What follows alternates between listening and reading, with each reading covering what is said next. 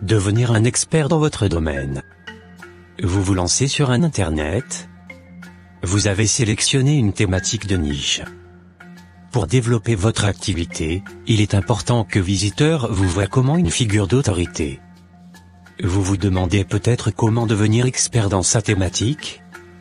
Vous trouverez des caractéristiques pour devenir un expert dans votre domaine d'activité. Il est important qu'un visiteur, lorsqu'il étudie votre offre ou votre contenu, soit convaincu qu'il a trouvé la bonne personne, celle qui va l'aider à avancer.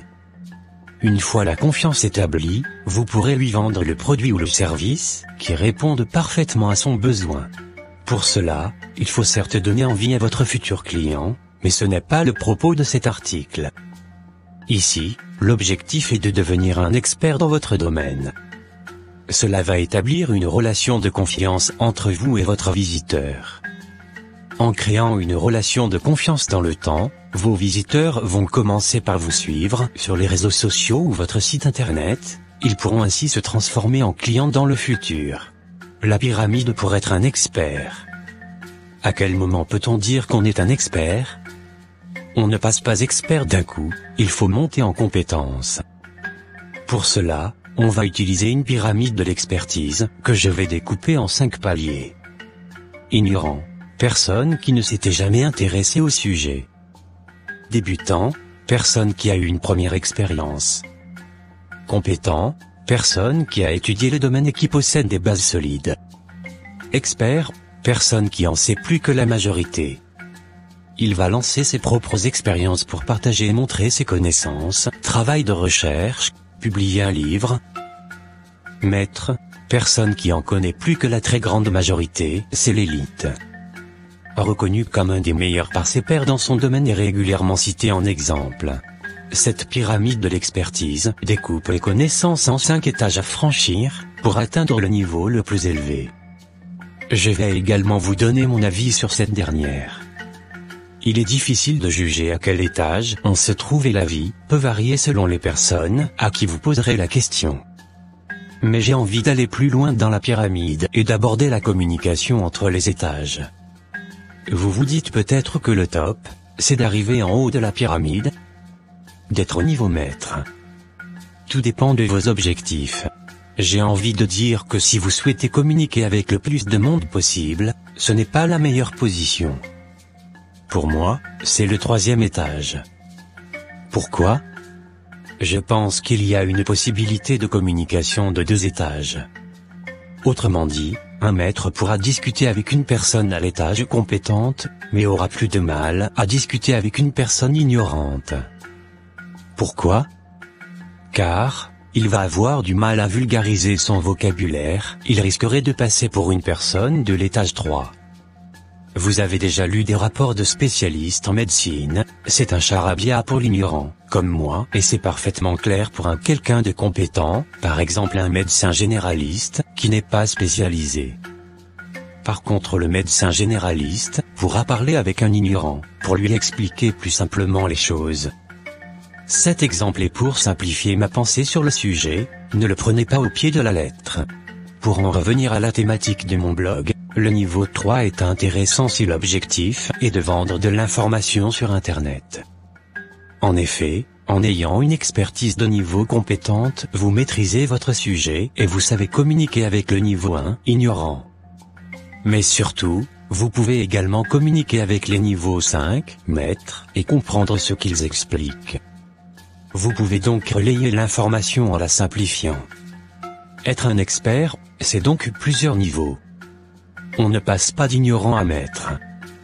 Vous allez me dire qu'il est plus intéressant d'être niveau 3 pour vendre le plus possible ? Encore une fois, cela dépend. Un niveau 5 pourra vendre très cher son expertise pointue au niveau 3, il pourra aussi vendre très cher ses connaissances à des entreprises la sollicitant pour des missions. Être un expert pour vendre votre produit ou service, une des premières choses qu'il faut comprendre pour vendre un produit ou un service, c'est que vous devez être un expert dans le domaine. Pour établir une relation de confiance entre vous et votre prospect. En effet, c'est un préalable important, la confiance étant un élément déterminant dans la vente. Par exemple, personnellement, je ne connais rien en jardinage. Il est donc impossible pour moi de créer un produit ou une formation sur le jardinage. Je ne serai pas crédible dans un premier temps, et surtout je ne connaîtrai pas les points clés, les arguments qui peuvent faire la différence. Le premier point est donc de parfaitement connaître son produit ou son service avant de le vendre. Le vendeur de télé. Je vais vous raconter une autre anecdote personnelle, c'est d'ailleurs à ce moment que j'ai réellement pris conscience qu'il faut être un expert dans son domaine. J'étais assez jeune, pour la période de Noël, j'ai trouvé un boulot saisonnier de vendeur en télévision. Je n'y connaissais pas grand-chose, car c'est beaucoup plus technique qu'on ne le pense, juste les grandes lignes comme tout le monde, rien de plus. D'ailleurs, lors de mon entretien d'embauche, la simulation avait porté sur la vente d'un ordinateur au recruteur, domaine où j'étais plus à l'aise. Mais finalement, on m'avait affecté aux télévisions, partant du principe que si je pouvais vendre un ordinateur, je pouvais vendre une télévision, on était 6 vendeurs. C'est là que j'ai compris la différence qui peut exister entre des vendeurs. Les 2 premiers, en termes de chiffre d'affaires par mois, étaient des spécialistes. Ils connaissaient tous les produits en vente dans le catalogue, les avancées technologiques dans le domaine, les taux de panne par marque, très utiles pour placer des extensions de garantie, les astuces pour chaque marque. Ils maîtrisaient également la mise en œuvre de leurs explications avec des démonstrations en direct. Ils connaissaient les marges sur les produits et dès qu'un commercial d'une marque était là, ils lui posaient des questions pour être au fait des nouveautés. Il s'agit de vrais experts dans leur domaine, c'est l'un d'eux qui m'a formé pendant quelques jours et je lui ai posé de nombreuses questions sur les produits pour comprendre le marché. Durant un mois, je les ai observés tous les 2. Et le mois d'après, j'ai utilisé les mêmes méthodes qu'eux, je m'étais renseigné sur les produits, les marques, les nouveautés, le marché en lui-même et je faisais des démonstrations. Résultat, 3e vendeur du mois de décembre sur 6, derrière les indéboulonnables, qui avaient déjà une clientèle grâce au bouche à oreille notamment. Pourtant les 3 autres vendeurs derrière moi étaient des permanents, donc ils vendaient des télévisions toute l'année alors que moi j'en vendais depuis un mois.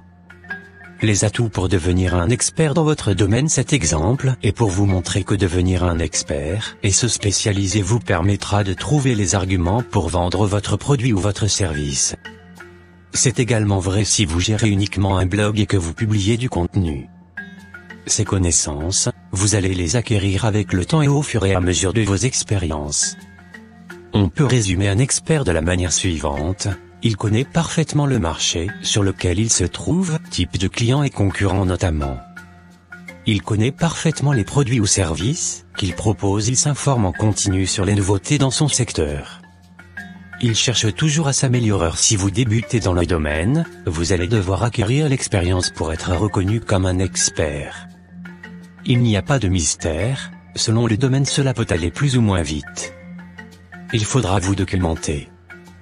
Pour cela, vous devrez lire des ouvrages, rechercher et analyser vos concurrents, découvrir votre cible client, rencontrer des spécialistes de votre domaine. Une fois que vous aurez réussi à devenir un expert dans votre domaine, vous devrez mettre en place une veille constante pour suivre l'évolution de votre secteur d'expertise.